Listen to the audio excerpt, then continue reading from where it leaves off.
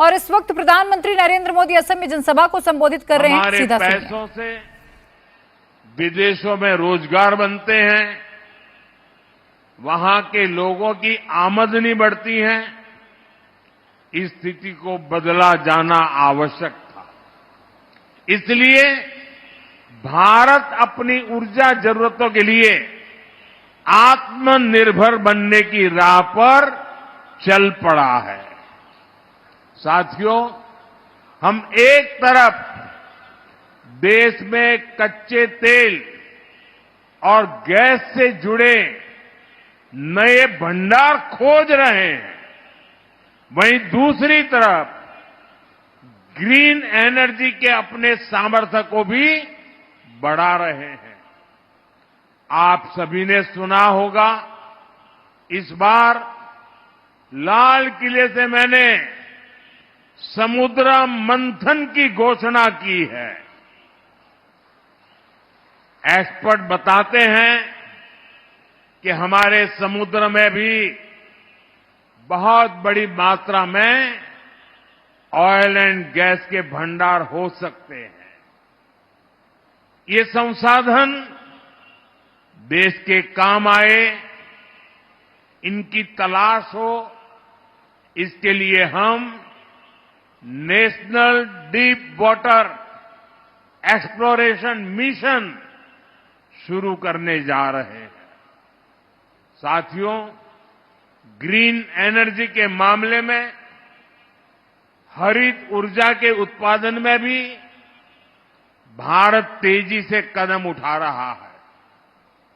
एक दशक पहले भारत सोलर पावर के मामले में बहुत पीछे था, लेकिन आज सोलर पावर के मामले में भारत दुनिया के टॉप 5 देशों में आ गया। साथियों, बदलते हुए इस समय में भारत को तेल और गैस के विकल्प के रूप में और भी ईंधनों की जरूरत है। ऐसा ही एक विकल्प है इथेनॉल।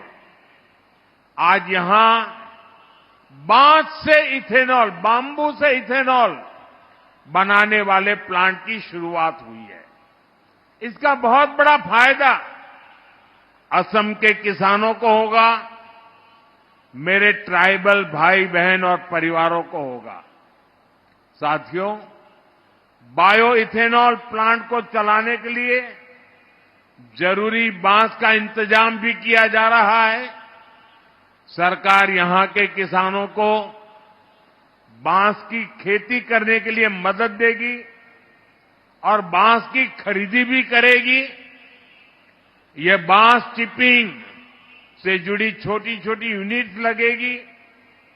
हर साल करीब करीब 200 करोड़ रुपए इस क्षेत्र में खर्च किए जाएंगे। इस एक प्लांट से यहां के हजारों लोगों को फायदा होगा। साथियों, आज हम बांस से इथेनॉल बनाने जा रहे हैं, लेकिन आपको वो दिन भी भूलना नहीं है जब कांग्रेस की सरकार बांस काटने पर जेल में डाल देती थी। वो बांस जो हमारे आदिवासियों की रोजमर्रा की जिंदगी का हिस्सा है, उसे काटने पर पाबंदी लगी हुई थी। हमारी सरकार ने बैम्बू कटिंग से बैन हटा दिया और आज ये निर्णय नॉर्थ ईस्ट के लोगों को बहुत फायदा पहुंचा रहा है। साथियों, आप सभी अपनी रोजमर्रा की जिंदगी में प्लास्टिक से बनी बहुत सारी चीजें इस्तेमाल करते हैं। प्लास्टिक की बाल्टी, मग, बॉक्स, कुर्सी, टेबल, पैकेजिंग मटेरियल, इस प्रकार की बहुत सारी चीजों की जरूरत हमें रोज पड़ती है। आप जानते हैं ये सब बनाने के लिए जो चीज चाहिए वो है पॉलीप्रोपाइलीन।